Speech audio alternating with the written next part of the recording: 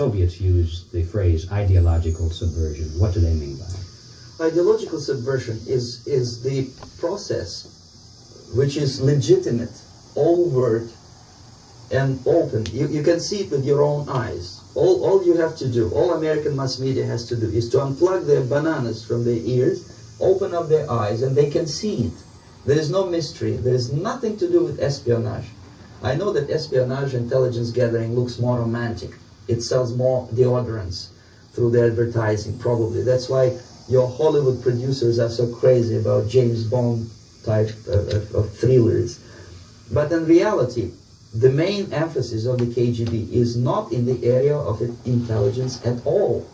According to my opinion and opinion of many defectors of my caliber, only about 15% of time, money, and manpower is spent on espionage as such. The other 85% is a slow process which we call either ideological subversion or active measures, активные мероприятия in the language of the KGB, or psychological warfare. What it basically means is to change the perception of reality of every American to such an extent that despite of the abundance of information, no one is able to come to sensible conclusions in the interests of defending themselves, their families, their community, and their country. It's a great brainwashing process which goes very slow, and it's divided in 4 basic stages. The first one being demoralization. It takes from 15 to 20 years to demoralize a nation. Why that many years? Because this is the minimum number of years which requires to educate one generation of students in the country of your enemy, exposed to the ideology of the enemy. In other words, Marxism-Leninism ideology is being pumped into the soft heads of at least 3 generations of American students without being challenged or counterbalanced by the basic values of Americanism, American patriotism. The result you can see. Most of the people who graduated in the 60s, dropouts or half-baked intellectuals, are now occupying the positions of power in the government, civil service, business, mass media, educational system. You are stuck with them. You cannot get rid of them. They are contaminated. They are programmed to think and react to certain stimuli in a certain pattern. You cannot change their mind, even if you expose them to authentic information, even if you prove that white is white and black is black. You still cannot change the basic perception and the logic of behavior. In other words, these people, the process of demoralization is complete and irreversible. To get rid society of these people, you need another 20 or 15 years to educate a new generation of patriotically minded and common sense people who would be acting in favor and in the interests of the United States society. And yet these people who've been programmed and, as you say, in place, and yes, who are favorable to an opening with the Soviet concept, these are the very people who would be marked for extermination in this country? Most of them, yes. Simply because the psychological shock when they will see in future what the beautiful society of equality and social justice means in practice, obviously they will revolt. They will be very unhappy, frustrated people, and the Marxist-Leninist regime does not tolerate these people. They will join the links of dissenters, dissidents. Unlike in present United States, there will be no place for dissent in future Marxist-Leninist America. Here you can get popular like Daniel Ellsberg and filthy rich like Jane Fonda for being dissident, for criticizing your Pentagon. In future, these people will be simply squashed like cockroaches. Nobody is going to pay them nothing for their beautiful, noble ideas of equality. This they don't understand, and it will be the greatest shock for them, of course. The demoralization process in the United States is basically completed already. For the last 25 years. Actually, it's overfulfilled, because demoralization now reaches such areas where previously not even Comrade Andropov and all his experts would would even dream of such a tremendous success. Most of it is done by Americans to Americans, thanks to lack of moral standards. As I mentioned before, exposure to true information does not matter anymore. A person who was demoralized is unable to assess true information. The facts tell nothing to him. Even if I shower him with information, with authentic proof, with documents, with pictures, even if I take him by force to the Soviet Union and show him concentration camp, he will refuse to believe it until he is going to receive a kick in his fat bottom. When a military boot crashes his balls, then he will understand, but not before that. That's the tragic of the situation of demoralization.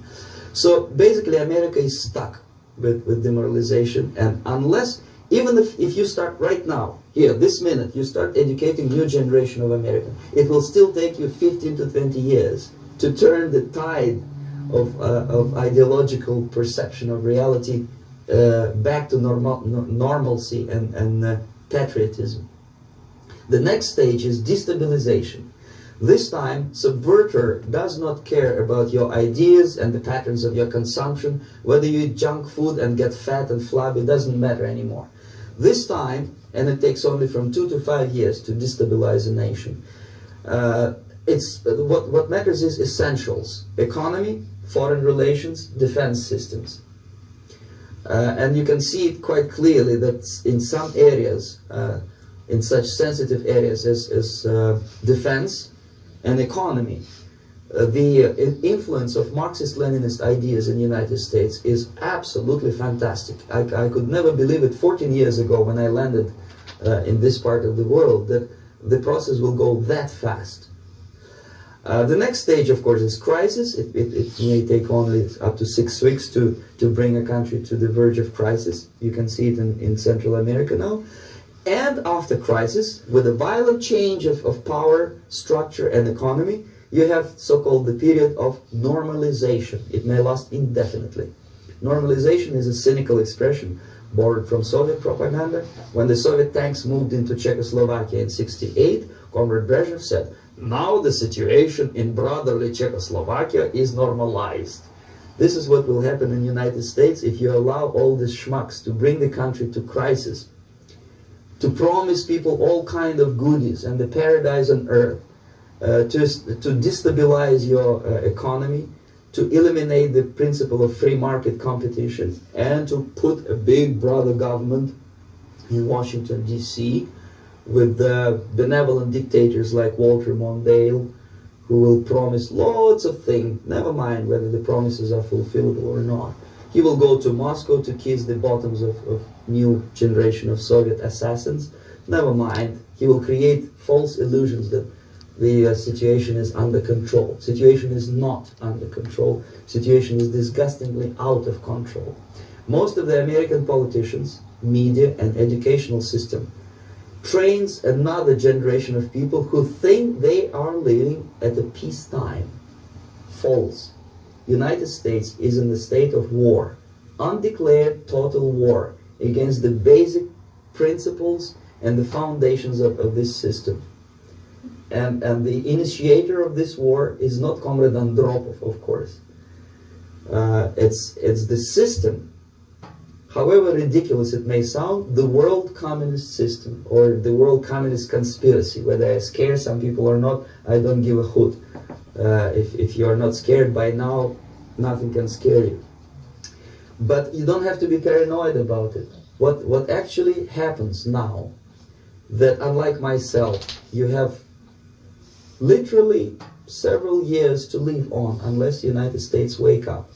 The time bomb is ticking. With every second, the disaster is coming closer and closer. Unlike myself, you will have nowhere to defect to, unless you want to live in Antarctica with penguins. This is it. This is the last country of freedom and possibility. Okay, so what do we do? What is your recommendation to the American people? Well, the immediate thing that comes to my mind is, of course, there must be a very strong national effort to educate people in the spirit of real patriotism, number one. Number two, to explain them the real danger of socialist, communist, whatever, welfare state, big brother government. If people will fail to grasp the impending danger of that development, nothing ever can help United States. You may kiss goodbye to your freedom, including freedoms to homosexuals, to prison inmate. All this freedom will vanish, evaporate in 5 seconds, including your precious lives. The second thing, the moment at least part of the United States population is convinced that the danger is real, they have to force their government. And I'm not talking about sending letters, signing petitions, and all this beautiful, noble activity. I am talking about forcing United States government to stop aiding communism. Because there is no other problem more burning and urgent than to stop the Soviet military-industrial complex from destroying whatever is left of the free world. And it is very easy to do. No credits, no technology, no money, no political or diplomatic recognition, and of course no such idiocy as grain deals to USSR. The Soviet people, 270 millions of Soviets, will be eternally thankful to you if you stop aiding a bunch of murderers who sit now in Kremlin and whom President Reagan respectfully calls government. They do not govern anything, least of all such complexity as the Soviet economy. So two very simple, maybe too simplistic answers or solutions, but nevertheless they are the only solutions. Educate yourself, understand what's going on around you. You are not living at a time of peace. You are in a state of war, and you have precious little time to save yourself. You don't have much time, especially if you are talking about young generation. There is not much time left for convulsions and sexual masturbation to the beautiful disco music. Very soon it will go, just overnight. If we are talking about capitalists or wealthy businessmen, I think they are selling the rope on which they will hang very soon. If they don't stop, if they cannot curb their unsettled desire for profit, and if they keep on trading with the monster of the Soviet communism, they are going to hang very soon. And they will pray to be killed, but unfortunately they will be sent to Alaska probably to manage industry of slaves. It's simplistic. I know it sounds unpleasant. I know Americans don't like to listen to things which are unpleasant. But I have defected not to tell you the stories about such idiocy as microfilm, James Bond type espionage. This is garbage. You don't need any espionage anymore. I have come to talk about survival. It's a question of survival of this system.